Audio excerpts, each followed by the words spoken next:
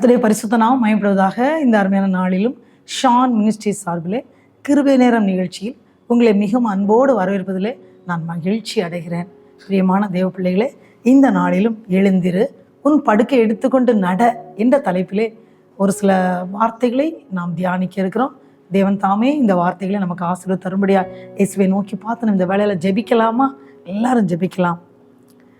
பொன்வெள்ளியோ மண்ணின் வாழ்வோ இவ்வன்பு கிணையாகுமோ, அன்னையிலும் அன்பு வைத்தே தம் ஜீவனை தாரே, அன்னையிலும் அன்பு வைத்தே தம் ஜீவனை தாரே, விலையேற பெற்று தீரூரத்தமி ஆவ வேளாவினின்று பாயுதே, விலையேற பெற்றோனாய் உன்னை மாற்ற விலையாக இந்தனரே, விலையேற பெற்றோனாய் உன்னை மாற்ற விலையாக இந்தனரே, கல்வாரின் கருணையதே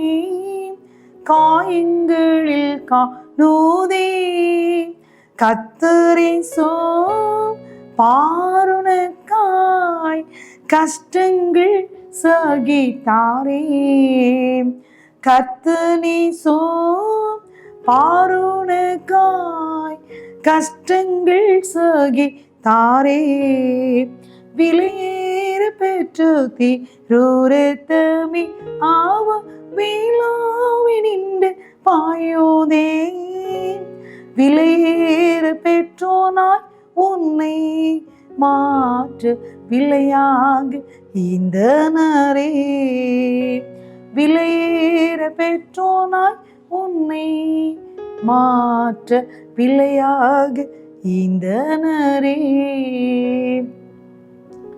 ஆம் ராஜாதி ராஜாவே, அன்புள்ள இயேசுவே, நீர் வாழ்க ராஜா, நீர் வாழ்க, நல்லவரப்பா. அப்பா உண்மை போற்றுகிறோம், அப்பா உண்மை வணங்குகிறோம், அப்பா உண்மை மகிமைப்படுத்துகிறோம், இயேசுவே உண்மை கனப்படுத்துகிறோம். அப்பா இந்த வேளையிலும் ஆண்டவரை ராஜாதி ராஜாவை எழுந்திரு, உன் படுக்கை எடுத்துக்கொண்டு நட என்று சொன்ன உடனே ஆண்டவரே படுக்கை எடுத்துக்கொண்டு நடந்த உங்களுடைய அன்பு வார்த்தைகளை நாங்கள் தியானிக்க இருக்கிறோமே அப்பா. இதை கேட்டுக்கொண்டிருக்கின்ற ஒவ்வொரு குடும்பங்களிலும் ஆண்டவரை இந்த நாளில் ஒரு அதிசயம் நடக்க முடியும். எங்கள் ஒவ்வொருவரும் அன்பு கரத்திலே கொடுத்து ஜெபிக்கிறோம் இயேசுவே. நீர் மயப்பட்டா போதும் ஆண்டவரை, எங்களை தாழ்த்தி உங்களுடைய அன்பு கரத்திலே கொடுக்கிறோம். துதிக்கான மகிமை எல்லாம் அப்பா இயேசுக்கே செலுத்துகிறோம். இயேசு ரட்சி மூலம் ஜெபத்தை ஏற்றுக்கொள்ளும் அன்பு நிறைந்த பரமபிதாவே, ஆமென் ஆமென். எனக்கு மிகவும் பிரியமான அன்பான தேவனுடைய பிள்ளைகளே, இந்த நாளிலும் எழுந்திரு, உன் படுக்கை எடுத்துக்கொண்டு நட என்ற தலைப்பிலே தேவனுடைய வார்த்தைகளை நாம் தியானிக்க இருக்கிறோம். நாம் அடிக்கடியாக கேட்கிற ஒரு தேவனுடைய வார்த்தை பார்த்துடுங்க, யோவான் 5வது அதிகாரம். நம்ம எல்லாருக்கும் தெரிஞ்சதுதான், அடிக்கடி அந்த வார்த்தையை நம்ம தியானிப்போம். யோவான் 5 அதிகாரத்தில் பெதஸ்தா குளம்னு எல்லாருக்கும் தெரிஞ்சிடும். 38 வருஷமா அங்கே வியாதியாக இருந்த ஒரு மகனை குறித்து சொல்லப்பட்டுள்ளது. பிரியமான தேவ பிள்ளைகளை, இந்த வேளையிலும் தேவனுடைய வார்த்தையில் நாம் தியானிக்கும் போது இதை கேட்டுக்கொண்டிருக்கின்ற தேவ பிள்ளைகள் அனைவரும் ஜபத்தோடு காத்து இருக்க முடியாது உள்ளத்தில் மிக அன்போடு வேண்டிக் கொள்கிறேன். ஏன்னா இன்னைக்கு அநேகருடைய வாழ்க்கையில நீண்ட நாள் காத்து கொண்டு இருக்கிறாங்க. எத்தனையோ வருஷமா நான் ஜெபம் பண்ணிட்டு இருக்கேன், எத்தனையோ வருஷமா இந்த 38 வருஷம் வியாதியா இருந்த மகனை போல நான் வியாதியா இருக்கிறேன்னு கூட இன்னைக்கு அநேகர் சொல்றாங்கல்ல. இன்னைக்கு அநேகர் சொல்றாங்க, என்னுடைய வாழ்க்கையில கண்ணீரும் கவலையும் பல வருடங்களா இருக்கு, என்னுடைய வாழ்க்கையில ஒரு மாற்றமே இல்லையேன்னு சொல்லி ஒருவேளை இதை கேட்டுக்கொண்டிருக்கின்ற அன்பான தேவ பிள்ளைகள் வேதனையோடு கூட இதை கேட்டுக்கொண்டு இருக்கலாம். இந்த நாளிலும் நீங்க யாரா இருந்தாலும் சரி, இந்த வேத வசனத்தை நாம் தியானிக்கும் போதே யார் யாரெல்லாம் முழுமையா இயேசுவே என்னுடைய வாழ்க்கையிலும் இதே அதிசயத்தை செய்யுங்கன்னு சொல்லி கேட்குறீங்களோ, உங்க எல்லாருடைய வாழ்க்கையிலையும் இன்றைக்கு அற்புதத்தை செய்கிற இயேசு ராஜாதி ராஜா உங்களுக்கு உதவி செய்ய வல்லவராக இருக்கிறத நீங்க பார்க்க போறீங்க. தியானிக்கலாமா? யோவான் 5வது அதிகாரம் நீங்க பார்த்தீங்கன்னா 1ஆம் வசனம் முதல் நீங்க வரிசையா 15 வசனம் வரைக்கும் நீங்க பார்த்தீங்கன்னா மிக தெளிவா விளக்கமா போட்டிருக்கோம். நீங்க அடிக்கடி அந்த வார்த்தையை தியானிச்சிருப்பீங்க. ஆனா இந்த நாளிலும் நாம் ஜெபத்தோடு ஆண்டவரே எங்களுடைய வாழ்க்கையில விடுதலை தாங்கப்பான்னு சொல்லி நம்ம கேட்கும்போது ஏசு இந்த நாளில் அதிசயத்தை செய்கிறவராக இருக்கிறார். இந்த நாளில் விடுதலையை நீங்கள் வாங்கிட்டு அப்பாவுக்கு ஸ்தோத்திரம் செலுத்துகிற ஒரு நாளாக தேவன் தருகிற ஒரு நாளாக இருக்கிறதற்காக ஆண்டவருக்கு நன்றி செலுத்துகிறேன். பிரியமான தேவ பிள்ளைகளே, பார்த்தீங்கன்னா யோவான் 5வது அதிகாரம் 1ஆம் வசனம், இவைகளுக்கு பின்பு யூதருடைய பண்டிகை ஒன்று வந்தது, அப்பொழுது இயேசு எருசலேமுக்கு போறார். ஏன்னா அந்த எருசலேம்ல யூதருடைய பண்டிகையை கொண்டாட இருக்கிறாங்க. அந்த பண்டிகைக்கு இயேசு போறார். ஆனா பாத்தீங்கன்னா நிறைய நேரத்துல நம்ம என்ன செய்வோம், பண்டிகை வந்துட்டாலே எல்லாருடைய வீடுகள்லையும் சந்தோஷம்தான். கிறிஸ்மஸா இருந்தாலும் சரிதான், ஈஸ்டரா இருந்தாலும் சரிதான், இல்லை நியூ இயரா இருந்தாலும் சரிதான், எல்லார் வீடுகள்லையும் ஒரு மகிழ்ச்சியான ஒரு கோலாகலமான நிகழ்ச்சிகள் இருக்கிறத நம்ம பார்க்கலாம்ல. எல்லாமே புதுசாக பொருட்களும் துணிமணிகளும் வாங்கி பிள்ளைகளை சந்தோஷப்படுத்தணும். எல்லாரும் பிள்ளைகளும் சந்தோஷமாக ஆலயத்துக்கு சென்று இன்னும் குடும்பங்களெல்லாம் எங்கெல்லாம் போக முடியுமோ போய் மிக்க மகிழ்ச்சியாக நம்முடைய நாமத்தை துதிக்கிறோம்ல. பிரியமான தேவ பிள்ளைகளே, அந்த பண்டிகை நாளில் ஏசு எங்கே போகிறார் பார்த்தீங்களா? பிரியமான தேவ பிள்ளைகளே, இந்த நாட்களிலும் நம்ம சர்ச்சில் பார்த்தீங்கன்னா சில ஏழ்மையான குடும்பங்கள் சர்ச்சுக்கு வந்திருக்க மாட்டாங்க. ஏன்னு கேட்டால் அவங்க சொல்லுவாங்க, எங்களால் ட்ரெஸ் எடுக்க முடியல, எங்களால் இந்த பண்டிகையை கொண்டாட முடியலன்னு சொல்லி இன்னைக்கு அநேகர் வேதனைப்படுகிறத நம்ம கேட்டிருக்கோம்ல. எப்படி இயேசு செயல்படுறாருன்னு பார்த்தீங்களா? அந்த பண்டிகைக்கு அவர் போனவர் எங்கே போகிறாரு பாருங்க. இதுதாங்க. ஒருவேளை நம்ம துக்கத்தோடு இருப்போம். இதை கேட்டுக்கொண்டிருக்கிற நீங்கள் துக்கத்தோடு இருக்கலாம். நீங்கள் நினைக்கலாம், என்னை கவனிக்க யாருமே இல்லையே, எனக்கு இந்த நாளில் உதவி செய்ய யாருமே இல்லையே, யார் எனக்கு இருக்கிறாங்க, யாருமே இல்லை நினைக்கிறீங்களா? அன்பான தேவ பிள்ளைகளே, ஏசு உங்களுக்காக இருக்கிறார். அவர் உயிரோடு இருக்கிறார். ஏசு ஜீவனோடு இருக்கிறார். அதுக்காகத்தான் ஏசு இந்த பூமியில வந்தார், முழு மனுக்குலத்தையும் மீட்க. இந்த உலகம் ஃபுல்லா இருக்கிற 206 கண்ட்ரீஸ்லையும் ஒரு விடுதலையை கொடுக்க, உலகம் ஃபுல்லா இருக்கிற 800 கோடிக்கும் மேற்பட்ட ஜனங்களுக்கு ஆசீர்வாதத்தை கொடுக்க தான் ஏசு இந்த பூமியில வந்தார். முழு மனுக்குலத்தை மீட்க தான் ஏசு இந்த பூமியில வந்தார். பிரியமான தேவ பிள்ளைகளே, அந்த பண்டிகைக்காக ஏசு எருசலேமுக்கு போனார் அப்படின்னு பாக்குறோம். ஆனா பாருங்க, எங்க போனார் பாருங்க. அதுதாங்க அதுல மிக முக்கியமான காரியம். எருசலேமுக்கு தான் அவர் வந்தார்ல, பண்டிகைக்காக தான் வந்தார். ஆனா எங்க போனார் பார்த்தீங்கன்னா 2ஆம் வசனம் மிக தெளிவாக சொல்லுகிறது. எபிரேய பாஷையிலே பெத்தஸ்தா எண்ணப்பட்ட ஒரு குளம் எருசலேமின் ஆட்டு வாசல் அருகே இருந்தது. அதற்கு 5 மண்டபங்கள் உண்டு. அந்த 5 மண்டபங்கள் உள்ள எபிரேய பாஷையிலே பெத்தஸ்தா என்று சொல்லக்கூடிய ஒரு குளம் அதுல எங்க இருந்துச்சு? எருசலேமின் ஆட்டு வாசல் அருகே இருந்துச்சு. அதுக்கு 5 மண்டபங்கள் இருந்துச்சாம். அங்க என்ன நடக்குமா?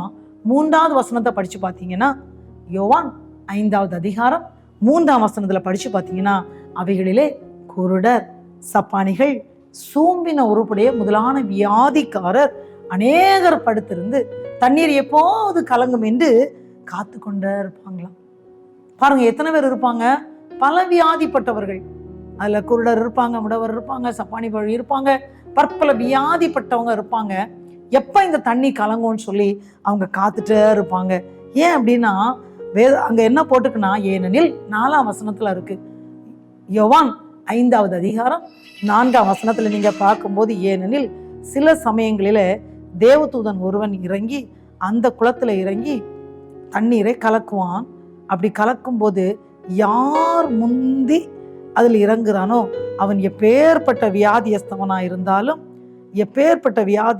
இருந்தாலும் சொஸ்தமாவான் அப்படின்னு சொல்லி போட்டு பாருங்க. நினைச்சு பாருங்க, இன்னைக்கு கேட்டுக்கொண்டிருக்கின்ற தேவ பிள்ளைகள் நினைப்பீங்க, என் வாழ்க்கையில இனியாவது ஒரு ஆறுதல் கிடைக்காதா? எனக்கு வாழ்க்கையில இப்பவாவது ஒரு அற்புதம் நடக்காதா? நான் எவ்வளவு நாள் காத்து இருக்கேன், இந்த மீட்டிங்லயாவது எனக்கு ஒரு அதிசயம் நடக்காதா? இயேசுவே, நான் உங்க பிள்ளைதான்ப்பா, என்னை முழுசுமா உங்கள்கிட்ட கொடுக்குறேன் அப்பான்னு சொல்லி கூட இதை கேட்டுக்கொண்டிருக்கின்ற தேவ பிள்ளைகள் ஒருவேளை நீங்க சொல்லியிருக்கலாம். ஒருவேளை நீங்க கேட்டு பார்த்துட்டு வேதனைப்பட்டு, ஏன்ப்பா நான் சர்ச்சுக்கு போய் தான் என்ன பிரயோஜனம்ப்பா, நான் வேதத்தை படிச்சு தான் என்ன பிரயோஜனம்ப்பா, நான் ஜெபம் பண்ணி தான் என்ன பிரயோஜனம், எத்தனையோ வருஷமா காத்துட்டு இருக்கேனே, எனக்கு விடுதலை இதுவரை கிடைக்கலேன்னு சொல்லி கண்ணீரோடு இந்த வசனத்தை கேட்டுக்கொண்டு இருக்கிறீர்களா? அன்பான தேவ பிள்ளைகளே, உங்களை விடுவிக்கத்தான், உங்க வாழ்க்கையில ஒரு அதிசயத்தை செய்யணும் தான் இயேசு இப்பொழுது இந்த வார்த்தைகளோடு உங்களோடு பேசி கொண்டிருக்கிறார். ஒருவேளை அது பல வருடங்களா கூட இருக்கலாம், பல நாட்களா நீங்க காத்து கொண்டிருக்கலாம். இதுவரைக்கும் உங்களால் அந்த அற்புதத்தை ருசிக்க முடியாம கண்ணீரோடு கவலையோடு, ஏன் நான் இந்த பூமியில வாழணும், நான் எதற்கா இந்த பூமியில இருக்கிறேன்னு சொல்லி கூட நீங்கள் பலமுறை உங்க வாழ்க்கையை குறித்தே நீங்க துக்கப்பட்டு துயரப்பட்டு கண்ணீரோடு கூட இருக்கலாம். பிரியமான தேவ பிள்ளைகளே, இந்த வேளையிலும் இயேசு உங்களை விடுவிக்கத்தக்கதாக இந்த வார்த்தைகள் மூலம் உங்களோடு இடைப்பட்டு கொண்டிருக்கிறார். நீங்கள் யாரா இருந்தாலும் சரி, இப்பொழுதே உங்களை இயேசுடைய கரத்துல அர்ப்பணிச்சிருங்க. இயேசுவே, என்ன உங்க கையில கொடுக்குறேன்ப்பா, நீர் என்னோடு பேசி கொண்டிருக்கிறீங்கப்பா. எப்படியாக இந்த யோவான் 5ஆம் அதிகாரத்திலே இந்த பெதஸ்தா குளத்துல இருந்த அந்த 38 வருஷம் இருந்த அந்த மகனுடைய வாழ்க்கையில நீர் எப்படி அந்த வியாதியை மாற்றி அவரை விடுவித்தீரோ, அதே விடுதலை எனக்கும் தாங்கப்பான்னு சொல்லி இந்த வேளையில நீங்க கேட்கும் போது இயேசு நிச்சயமா அவங்க வாழ்க்கையில இன்றைக்கு விடுதலை கொடுக்கிறவராக இருக்கிறார். நீங்க அற்புதத்தை ருசிப்பீர்கள். பிரியமான தேவ பிள்ளைகளே, கலங்காதீங்க, துக்கப்படாதீங்க. உங்கள் துக்கம் சந்தோஷமாய் மாறும். அவர் சொன்னார்ல, நான் உன்னை விட்டு விலகுவதும் இல்லை, உன்னை கைவிடுவதும் இல்லை, பயப்படாதே, நான் உனக்கு உதவி செய்றேன்னு சொன்னார். நான் உன்னோடு கூட இருக்கிறேன்னு சொன்னார். நான் உனக்கு முன்னே போய் கோணலானவிலை செவ்வையாக்குவேன்னு சொன்னார். நான் உன்னை விட்டு விலகுவதும் இல்லை, உன்னை கைவிடுவதும் இல்லைன்னு சொன்னார். நான் உன்னை பலப்படுத்தி உனக்கு சகாயம் பண்ணுவேன், ஐ வில் ஹெல்ப் யூ அப்படின்னு சொன்னாரு. அந்த இயேசு ராஜாதி ராஜா இப்பொழுதும் பாருங்க, உங்க வீட்டுக்குள்ள இதை கேட்டுக்கொண்டு இருக்கிற இதே வேளையில உங்க வீட்டுக்குள்ள அதிசயம் நடக்கிறது நீங்க பார்க்க முடியும். இந்த தெய்வீக சத்தம், வார்த்தை, இயேசுடைய வார்த்தை உங்கள் காதுகளை தொனிக்கும் போதே உங்க குடும்பத்துக்குள்ள நீங்க அதிசயத்தை காண்பீர்கள். அன்பான தேவ பிள்ளைகளை, கலங்காதிருங்க, உங்கள் துக்கம் சந்தோஷமாய் மாறும். இங்க என்ன பாருங்க, அந்த இடத்துல என்ன சொல்லி இருக்குன்னா, யோவான் 5ஆவது அதிகாரம் 4ஆம் வசனத்துல, ஏனெனில் சில சமயங்களிலே தேவதூதன் ஒருவன் அந்த குளத்தில் இறங்கி தண்ணீரை கலக்குவான். தண்ணீர் கலங்கின பின்பு யார் முந்தி இறங்குவானோ அவன் எப்பேற்பட்ட வியாதியஸ்தனா இருந்தாலும் சொஸ்தமாவான் அப்படின்னு சொல்லி அதுல கொடுக்கப்பட்டிருக்கு. ஏன்னா இந்த 38 வருஷமா வியாதி கொண்டிருந்த ஒரு மனுஷன் அங்க இருக்கிறான் பாருங்க. அவனை யாருக்கும் உதவி செய்ய முடியல, அவனுக்கு யாரும் உதவுறதுக்கு அங்க இல்லை. ஏன்னா இவன் இறங்குறதுக்குள்ளாடி அங்க இறங்கிடுறாங்க அப்படின்னு அவன் தான் இயேசு கிட்ட சொல்றத நீங்க பாப்பீங்க. யோவான் 5ஆவது அதிகாரம் 5ஆம் வசனத்தை படிக்கலாமா? 38 வருஷம் வியாதி கொண்டிருந்த ஒரு மனுஷன் அங்கே இருந்தான். படுத்திருந்த அவனை இயேசு கண்டார் அப்படின்னு இருக்கு. படுத்திருந்த அவனை இயேசு கண்டார். அன்பான தேவ பிள்ளைகளே, நீங்க யாரா இருந்தாலும் சரி, இப்படி இந்த வார்த்தை கேட்கும் போதே உங்களை காண்கிற இயேசு உங்களை காண்கிறார். அவர் கண்கள் உங்களை பார்த்து கொண்டிருக்கிறது. வேத வசனத்துல இருக்கு, கர்த்தருடைய கண்கள் மனுபுத்திரை நோக்கி பார்க்கிறது. கர்த்தருடைய 7 கண்களும் அன்றைக்கு செருபாபேலின் கையில் இருந்த தூக்கு நூலை சந்தோஷமாக பார்த்ததுன்னு சொல்லி சகரியால படிக்கிறோம். கர்த்தருடைய கண்கள் உங்களை நோக்கி கொண்டிருக்கிறது. கர்த்தர் காண்கிற தேவன். பிரியமான தேவ பிள்ளைகளே, அன்று ஆகாரின் கண்ணீரை கண்ட தேவன், ஆகாரின் கண்ணீருக்கு பதில் கொடுத்த தேவன் இன்றைக்கு உங்கள் கண்ணீரை காண்கிறவராக அவர் இந்த வேளையிலும் உங்களோடு பேசிக் கொண்டிருக்கிறார். பிரியமான தேவ பிள்ளைகளே, கலங்காதிருங்கள், வேதனைப்படாதீங்க, கர்த்தர்ட்ட கொடுத்துருங்க. பிரியமான தேவ பிள்ளைகளே, என்ன சொல்றாரு பாத்தீங்களா? இங்க என்ன நடக்குன்னா, இயேசு கண்டார் படுத்திருந்த அவனை. ஒருவேளை நீங்க துக்கத்துல வீரத்துல பல வருடங்களா காத்து கொண்டு இருக்கீங்களா? ஏதோ ஒரு காரியத்தை காத்து கொண்டு இருக்கீங்களா? இயேசு உங்களை காண்கிறார். அது மட்டும் இல்ல, அவன் வெகு காலமாய் வியாதியஸ்தன் என்று இயேசு அறிந்து கொள்கிறார். உங்களை குறித்து இயேசுக்கு மட்டும்தாங்க தெரியும். ஒருவேளை உங்க குடும்பம் உங்களை தெரியாம இருக்கலாம், ஒருவேளை உங்க வீட்டார் உங்களை புரிந்து கொள்ளாம இருக்கலாம், ஒருவேளை உங்க உறவினர்கள் உங்களுக்கு உதவி செய்யாமல் இருக்கலாம். ஆனா ஒண்ணு தெரியுமா? இயேசு உங்களை காண்கிறார். காண்கிறது மட்டும் இல்ல, நீங்க பல வருடங்களா வியாதிக்காரங்களா இருக்கிறீங்க என்கிறதையும் இயேசு அறிந்து கொள்கிறார். இயேசு அறிந்து கொள்கிறார். உங்களை குறித்து அறிகிற ஒரே ஒருவர் இந்த பூமியில நம்ம இருக்கிறார் அப்படின்னா, வானத்தையும் பூமியையும் படைத்த, அண்ட சராசரங்களை படைத்த, உன்னதத்தில் இருக்கிற, வாசம் பண்ணுகிற நம்முடைய ராஜாதி ராஜா இயேசு உங்களை அறிந்து கொள்கிறவராக இருக்கிறார். முதலாவது அவர் உங்களை காண்கிறார், இரண்டாவது இயேசு உங்களை அறிந்து கொள்கிறார். பாருங்க, 38 வருஷமா படுத்திருக்கான். எங்க பண்டிகைக்கு தானே இயேசு வந்தான்னு சொல்லி இருக்கு. ஆனா அவர் எங்க போறாரு? ஒடுக்கப்பட்ட படுக்கையில இருந்து, ஆதரவே இல்லாத, கலங்கி தவித்து கொண்டிருக்கின்ற, எந்த ஒரு உதவியும் கிடைக்கவில்லை என்று ஏங்கி கொண்டிருக்கின்ற அந்த 38 வருஷம் படுக்கையில் இந்த மகனை தேடிதான் போனார். அன்பான தேவ பிள்ளைகளே, ஒருவேளை இன்றைக்கு நீங்கள் அதே நிலைமையில ஒடுக்கப்பட்டு இருக்கலாம். உங்களை தேடிதான் இயேசு வந்திருக்கிறார். உங்களுக்காக தான் இந்த வார்த்தை மூலமாக இயேசு உங்களோடு இடைப்பட்டு கொண்டிருக்கிறார். பிரியமான தேவ பிள்ளைகளே, உங்களே அர்ப்பணிப்பீங்களா இயேசு கிட்ட? இங்க என்ன நடந்துச்சு பாருங்க. அடுத்து ஒரு கொஸ்டின் கேட்கிறார். அவர் கண்டார், அறிந்து கொண்டார். இருதயத்தை அறிந்து கொள்கிறவர், உங்கள் இருதயத்தின் அந்தரங்கங்களை அறிந்து கொள்கிறவர் ராஜாதி ராஜா. ஒருவேளை மனுஷன் முகத்தை தான் பார்க்கிறான், ஆனா இயேசு இருதயத்தை பார்க்கிறார். பிரியமான தேவ பிள்ளைகளே, உங்கள் இருதயத்தில் இருக்க கண்ணீரை அவர் காண்கிறார். அந்த அன்னாளுடைய கண்ணீரை அவர் கண்டார், அற்புதம் செய்தார். ஒரு மகனை கொடுத்தார்ல, அந்த மகனை அவங்க தேவனுக்கு அர்ப்பணித்தாங்க. ஒரு தீர்க்கதரிசியா சாமுவேலை தேவன் கொடுத்தாரு. அதற்கு பின்பு அவர்களுக்கு 5 பிள்ளைகளை கொடுத்தார் என்று வேதத்துல பார்க்கிறோம். உங்கள் கண்ணீரை காண்கிறவர் உங்களோடு பேசிக் கொண்டிருக்கிறார். பிரியமான தேவ பிள்ளைகளே, இந்த வார்த்தை உங்களை விடுவிக்கிற வார்த்தையா கடந்து வந்து கொண்டிருக்கிறது. அவர் என்ன கேட்டார் தெரியுமா? அவனை நோக்கி ஒரு வார்த்தை கேட்கிறேன், உங்களை பார்த்து அதான் கேட்கிறாரு. என்ன கேட்கிறாரு? சொஸ்தமாக வேண்டும் என்று விரும்புகிறாயா? உங்களை பார்த்து அதான் கேட்கிறாரு. உன்னுடைய கட்டுகள், உன்னுடைய வேதனைகள், உன்னுடைய வியாதிகள், உன்னுடைய துன்பங்கள், இதிலிருந்து நீ சொஸ்தமாக வேண்டும் என்று விரும்புகிறாயா கேட்கிறார். அதுக்கு என்ன பதில் சொல்ல போறீங்க? 38 வருஷம் வியாதியா படுத்திருந்தவன் என்ன சொன்னான் பாத்தீங்களா? அவர் என்ன சொன்னார் பாத்தீங்களா? உடனே ஆமா ஆண்டவரே நான் சொஸ்தமாக விரும்புறேன்னு அவர் சொல்லல. என்ன சொன்னார் பாருங்க, 7வது வசனம், யோவான் 5வது அதிகாரம் 7ஆம் வசனம். அதற்கு வியாதியஸ்தன் ஆண்டவரே, அதான் அருமையான வார்த்தை பாருங்க, ஆண்டவரே. என்னங்க அவருக்கு எப்படி தெரிஞ்சிருச்சு? ஆண்டவர்னா மீட்கிறவர்ல, ரட்சகர், விடுதலை நாயகம் தான் நம்ம இயேசு கிறிஸ்து. எப்படி அவருக்கு தெரிஞ்சிச்சு? ஆச்சரியமா இருக்குல்ல. ஃபர்ஸ்ட் டைம் மீட்பரேன்னு கூடுறாருல, ஆண்டவரேன்னு கேட்கிறாருல. ஆண்டவரை தண்ணீர் கலக்கப்படும் போது என்னை குளத்தில் கொண்டு போய் விடுகிறதற்கு ஒருவரும் இல்லை, நான் போகிறதுக்குள்ளே வேறொருவன் எனக்கு முந்தி இறங்கி விடுகிறான் என்றான். பாருங்க, அவன் புலம்புறான். அவர் கேட்டாரு, நீ சொஸ்தமாக வேண்டும் என்று விரும்புகிறாயா? அன்பான தேவ பிள்ளைகள, அதே கேள்விதான் உங்கள்கிட்ட கேட்கிறாரு. நீங்க என்ன பதில் சொல்ல போறீங்க? அந்த மகன் சொன்னது மாதிரி சொல்றீங்களா?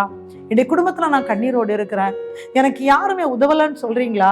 அவன் அழகா சொல்லுவான் பாருங்க, இங்கிலீஷ்ல சொல்லுவாரு, I have no man when the water is troubled to put me into the pool. என்னை கொண்டு விடுறதுக்கு யாருமே இல்லை. நீங்க அதே போல கலக்கத்துல இருக்கீங்களா? எல்லாரும் என்னை கைவிட்டுச்சாங்க, எனக்கு உதவுறதுக்கு முன் வர்றதுக்கு யாருமே இல்லைன்னு சொல்றீங்களா? இந்த மகன் புலம்புறது மாதிரி நீங்களும் புலம்பி அழுது கொண்டிருக்கிறீங்களா? அன்பான தேவ பிள்ளைகளே, உடனே ஒரு வார்த்தை சொன்னார் பாருங்க. அதே வார்த்தை இதை கேட்டு கொண்டிருக்கின்ற உங்களை நோக்கி வந்து கொண்டிருக்கிறது. பிரியமான தேவ பிள்ளைகளே, 8வது வசனம் தான் அந்த மிக முக்கியமான வசனம். யோவான் 5வது அதிகாரம் 8வது வசனம். இயேசு அவனை நோக்கி, எழுந்திரு, உன் படுக்கையை எடுத்துக்கொண்டு நட அப்படின்றாரு. Rise, take up thy bed and walk அப்படின்னு சொல்றாரு. எழுந்திரு, உன் படுக்கையை எடுத்துக்கொண்டு நட சொல்றாரு. பிரியமான தேவ பிள்ளைகளே, உங்களை பார்த்து சொல்றாரு, எழுப்புங்கன்னு சொல்றாரு. எபேசியர் 6ஆம் அதிகாரம் 10ஆம் வசனம் முதல் 18ஆம் வசனம் வரை பார்க்கும்போது என்ன இருக்குன்னா, நீங்க மாம்சத்தோடு ரத்தத்தோடும் அல்ல, துரைத்தனங்களோடும் அதிகாரங்களோடு இப்பிரபஞ்சத்து அந்தகார லோகாதிபதிகளோடு உங்களுக்கு போராட்டம் உண்டுன்னு சொல்லி மிக தெளிவா இருக்கு. அதனால சர்வாயுத வர்க்கத்தை தரித்து கொள்ளுங்கன்னு சொல்றாரு. பாருங்க, ஆண்டவர் என்ன சொல்றாரு பாத்தீங்களா? உன் படுக்கையை எடுத்துக்கொண்டு நட. இன்னைக்கு அநேகர் என்ன தெரியுமா, ஏதோ ஒரு காரியம் அதை விடுறதே இல்லை. இவர் அந்த படுக்கையை பிடிச்சிட்டே இருந்தார் பாருங்க. ஏற்கனவே அவர் சிக்கு, 38 வருஷம் அதிலே படுத்திருக்காரு. அப்படி அவருடைய கை கால்கள் எதுவுமே செயல்பட முடியாம ஆயிட்டு. இன்னைக்கு அநேகர் அப்படித்தாங்க இருக்காங்க. ஏதோ ஒரு காரியத்தை பிடிச்சு கொண்டு ஏசப்பா சொன்னாலும் செய்யாம, எதுவும் உதவியும் கிடைக்காம, இன்னைக்கு அநேகர் அப்படி இருக்கிறதுனால தான் அந்த அவங்க விரும்புற அந்த ஒரு காரியத்தை மட்டும்தான் செய்வாங்க. எத்தனையோ முறை தேவ வார்த்தை யார் மூலமோ கேட்டிருப்பாங்க. ஆனா என்ன செய்வாங்கன்னா, அவங்க தொடர்ந்து அதுக்காக தங்களை முழுதும் கொடுக்கறது இல்லை. பிரியமான பிள்ளைகளே, அதனால என்ன ஆகுதுன்னா, அவங்க அடிக்ட் ஆயிடுறாங்க. அதுல இருந்து வெளியே வர முடியல. பிரியமான தேவ பிள்ளைகளே, அநேகர் அப்படிதான் சொல்லுவாங்க. சின்ன சின்ன பாவங்கள், சின்ன சின்ன காரியங்கள் அப்படியே போவாங்க. ரொம்ப நல்லா இருக்கும், ஃபர்ஸ்ட்ல ரொம்ப நல்லா இருக்கும். ஆனா அப்புறம் அவங்க விடுபட முடியாது. அந்த பாவத்தின் கயிறுகள் அவர்கள் கட்டப்படுறாங்க. அப்படி அவங்க கட்டப்படும் போது தொடர்ந்து அவர்களால் விடுதலை பெற முடியல. இன்னைக்கு அநேகர் அப்படிதான் இருக்காங்க.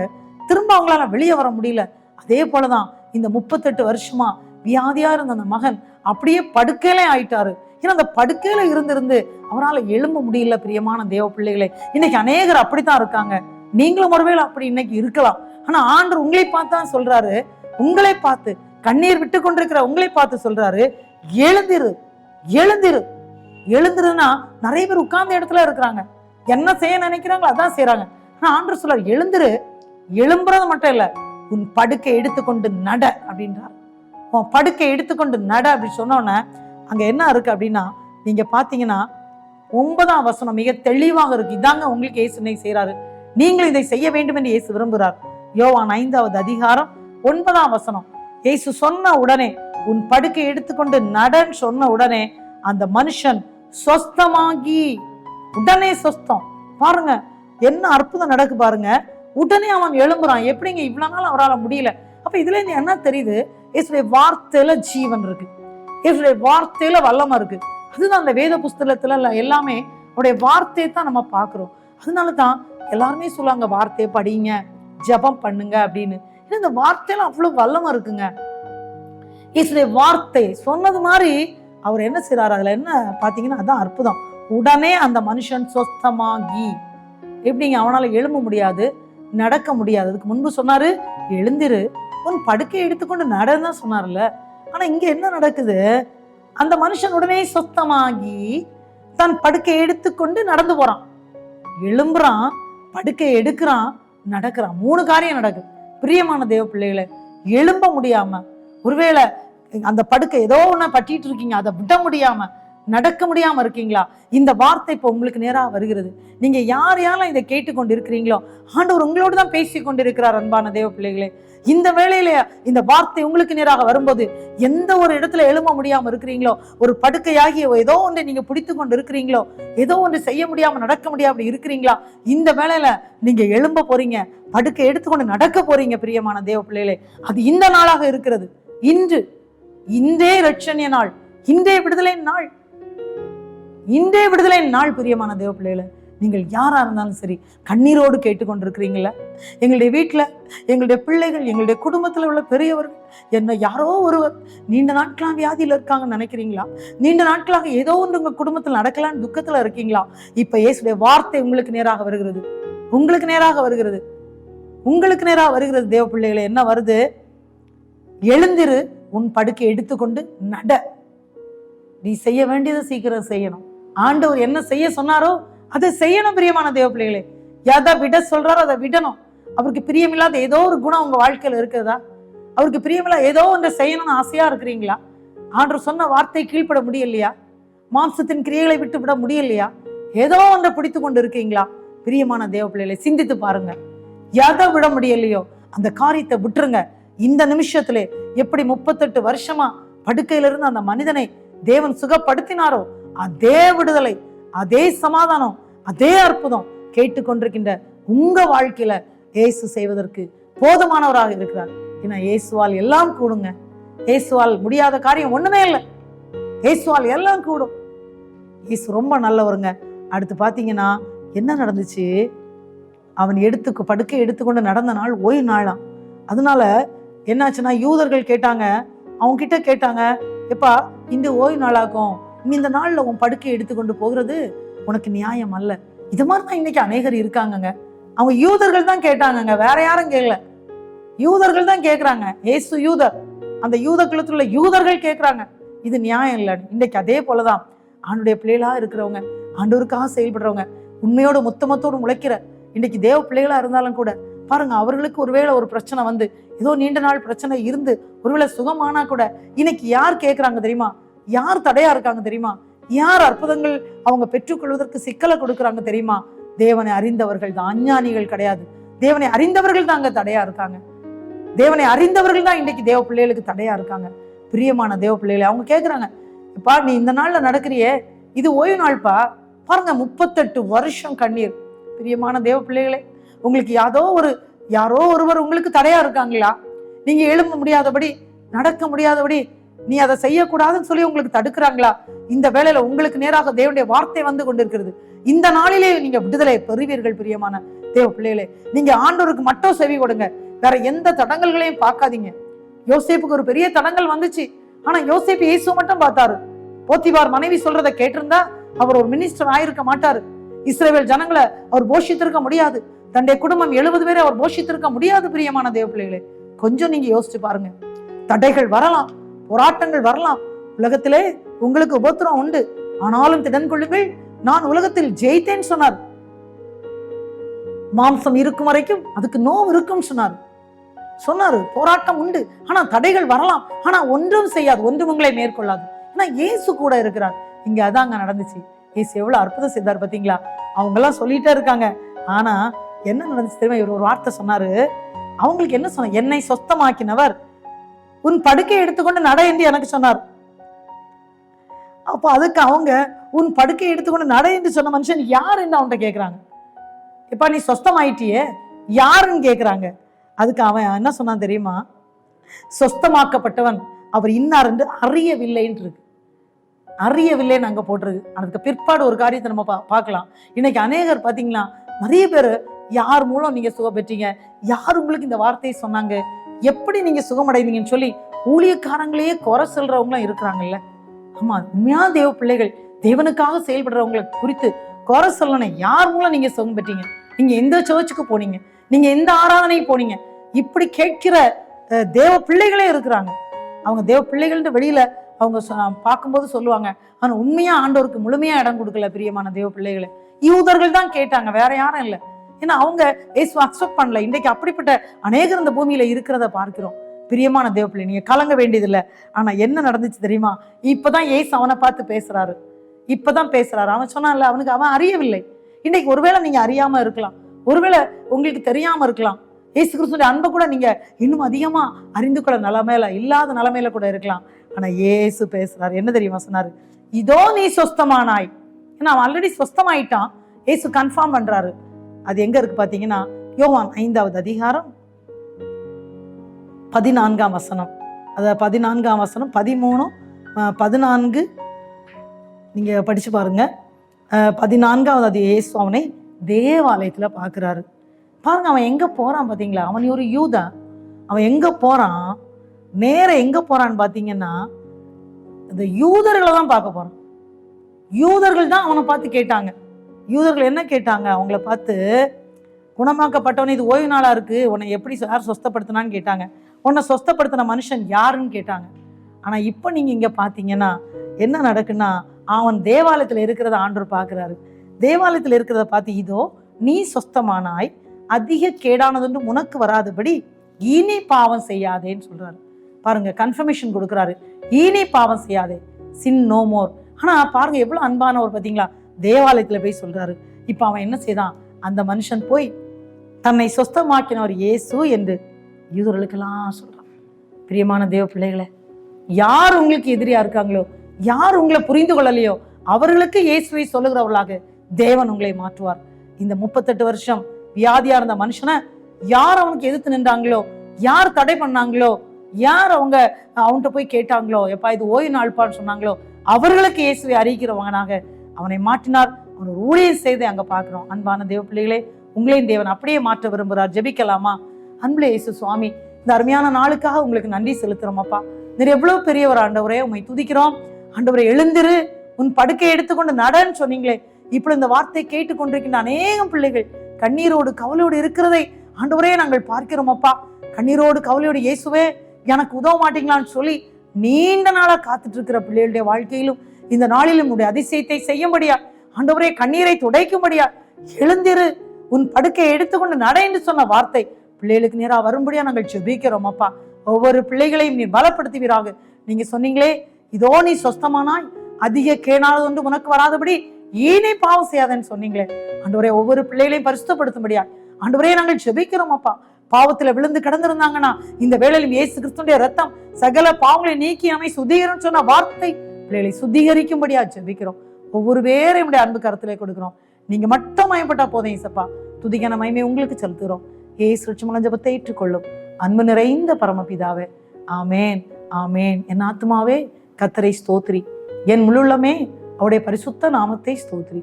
என் ஆத்துமாவே கர்த்தரை ஸ்தோத்திரி, கர்த்தர் செய்த சகல உபகாரங்களை மறவாதே.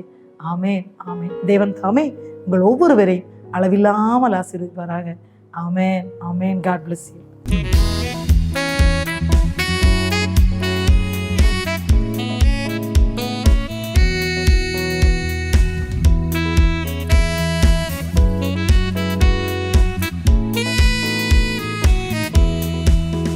என்னை நேசிக்கின்றாயா,